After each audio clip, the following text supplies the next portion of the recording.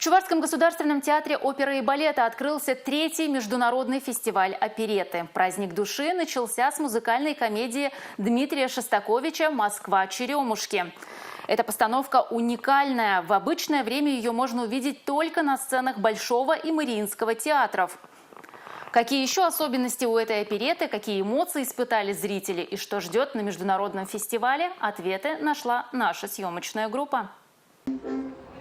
Оперетта стала для зрителей машиной времени, перенесшей их в Советский Союз. И началось все даже не с вешалки. На премьеру все актеры приехали в полноценных образах и на ретро-машинах. В этом одеянии я чувствую себя просто прекрасно. И как-то не...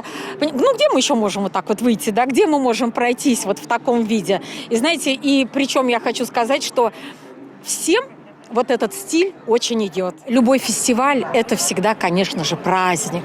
Это красота, это юмор, это танцы, это прекрасное настроение. Оперетту поставил московский режиссер Дмитрий Отяковский. Несколько месяцев подготовки с труппой Чувашского государственного театра оперы и балета не прошли даром. Мы с художником Оганесом Айрапетяном представляем свою уникальную концепцию этой постановки. У нас здесь переплетены прошлое, будущее, настоящее. Ну, в данном случае настоящее – это 1960-е, потому что действие оперетты происходит именно тогда. Она в целом о жилищном кризисе в Москве, о том, как расселяли коммуналки. И мы к этому добавили еще историю о секретной службе, секретной космической службе сохранения главного временного потока.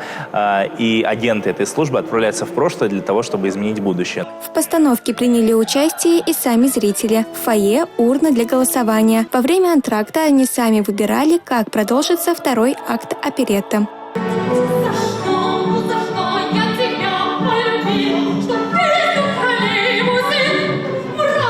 Атмосфера советских времен в музыке, песнях и репликах актеров. Как итог, незабываемые эмоции зрителей. Замечательно, очень необычная музыка. Я просто в восторге. Этот спектакль я вижу первый раз, и меня впечатлила вообще сама постановка. Это такая ностальгия, я тоже из Советского Союза, и вот эти эмоции обратно вернулись. Я стараюсь посещать практически все спектакли. Это какая-то новизна. Таких оперет у нас нет и не было.